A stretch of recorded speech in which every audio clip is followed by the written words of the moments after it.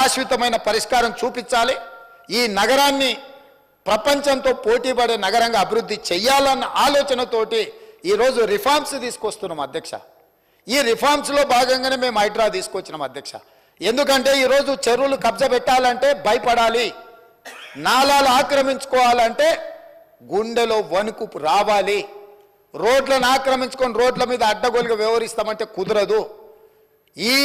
ఇవన్నిటిని నియంత్రించుకుంటూ మూడు కమిషనరేట్లు ఉన్నాయి అధ్యక్ష. కొన్ని జిల్లా ఎస్పీలు ఉన్నారు.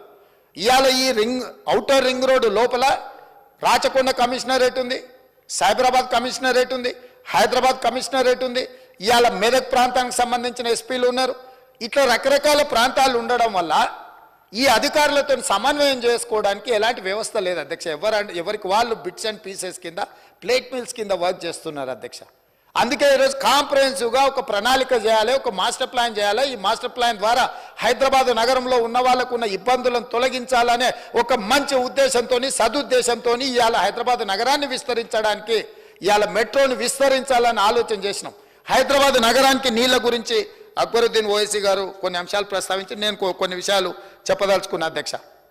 మొట్టమొదట గండిపేట, అదేవిధంగా హిమాయత్ సాగర్లో తాగునీట్లు 1908లో హైదరాబాదు నగరానికి వరదలు వచ్చి వేలాది మంది చచ్చిపోయినప్పుడు ఆనాడు నిజాం నవాబు ప్రపంచ గ్లోబల్ బిడ్డింగ్ పిలిచి, టెండర్లు పిలిచి ఈ వరదలని నియంత్రించడానికి, నివారించడానికి తీసుకోవాల్సిన చర్యలు చేపట్టాలని పిలిచినప్పుడు మోక్షగుండం విశ్వేశ్వరయ్య 1908లో యాజ్ ఇంజనీర్ ఆర్కిటెక్ట్ అపాయింట్ అయ్యి ఆ రోజు వకారాబాదు, మూసి, ఈసా నదుల నుంచి వచ్చే నీళ్లను నియంత్రించి హైదరాబాద్ మీద వరదలు వచ్చి హైదరాబాద్లో ప్రజలు బాగుండాలి అని చేయడానికి ఆ ప్రాంతం నుంచి వచ్చే నీళ్లను మనకు హిమాయత్ సాగర్, ఉస్మాన్ సాగర్లు ప్రాజెక్టులు కట్టి ఆ ప్రాజెక్టులు ఉత్తర నీటి నిల్వ కోసం పెట్టలే అధ్యక్ష.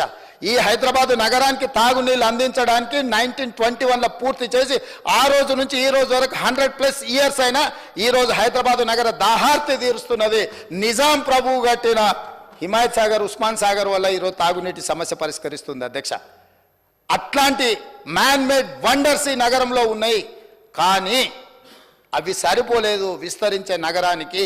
సరిపోనప్పుడు కాంగ్రెస్ పార్టీ అధికారంలో ఉన్నప్పుడు ఆలోచన చేసి 1965లో అధ్యక్ష, 1965లో హైదరాబాద్ నగరానికి దాగునీరును తేవాలని మంజిరా నుంచి హైదరాబాద్ నగరానికి నీళ్లు తీసుకొచ్చి హైదరాబాద్ నగరానికి కాంగ్రెస్ పార్టీ ఆ రోజు తాగునీటి సమస్యను పరిష్కరించడానికి తీసుకొచ్చింది అధ్యక్ష.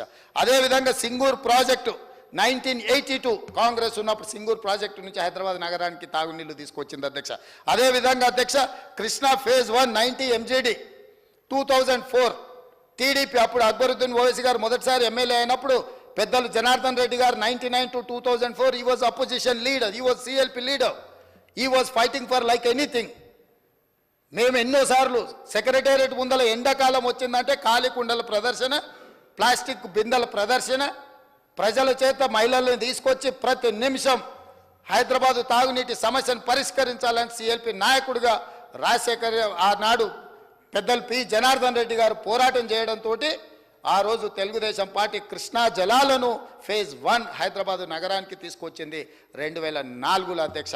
అదేవిధంగా అధ్యక్ష కృష్ణా ఫేజ్ 2 90 MGD 2008లో కాంగ్రెస్ పార్టీ తీసుకొచ్చింది అధ్యక్ష.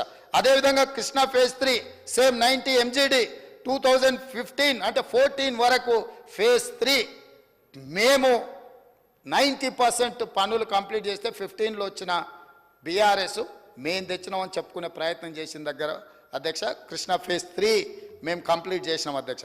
అదేవిధంగా గోదావరి ఫేజ్ 1 172 MGD 90% 2014 వరకు కంప్లీట్ అయింది. 2015లో హైదరాబాద్ నగరానికి వచ్చిన నీళ్లను ఒక ఆయన నెత్తిమీద చదువుకొని మున్సిపల్ ఎలక్షన్లో పెద్ద పెద్ద ఫ్లెక్సీలు పెట్టుకున్నాడు అధ్యక్ష, హోర్డింగ్స్ పెట్టుకున్నాడు. అయినా మేమేమనలే, ఎందుకంటే ప్రభుత్వం అనేది కంటిన్యూస్ ప్రాసెస్. సరే కాలం కలిసి వచ్చింది. శిల్పారామం కడితే ఆయన సెల్ఫీలు దిగిండి అధ్యక్ష, కులీ కుతుబ్ షాహి ట్యాంక్ బండ్ కడితే సెల్ఫ్ డబ్బా కొట్టుకున్నాడు అధ్యక్ష. మేమేమన్నా అన్నామా అధ్యక్ష? మేము కట్టిన హైటెక్ సిటీ, మేము కట్టిన శిల్పారామం, మేము వేసిన ఔటర్ రింగ్ రోడ్, మేము నిర్మించిన అంతర్జాతీయ ఎయిర్పోర్ట్, మేము తెచ్చిన ఐటీ కంపెనీలు, మేము తీసుకొచ్చిన ఫార్మా కంపెనీలు, మేము తీసుకొచ్చిన హైదరాబాద్ డెవలప్మెంట్ అంతా వాళ్ళ తాత ముత్తాతలే తెచ్చినట్టు చెప్పినట్టు సెల్ఫ్ డబ్బా కొట్టుకున్న సెల్ఫీలు దిగినా మేమేం అనలేదు అధ్యక్ష, చూస్తూ ఊరుకున్నాం. ఎందుకంటే కాలం కలిసి వచ్చింది. కాలం కలిసి వచ్చినప్పుడు వానపాము కూడా బుసగొడుతుందంట అధ్యక్ష. నాగుపాము అవసరం లేదు.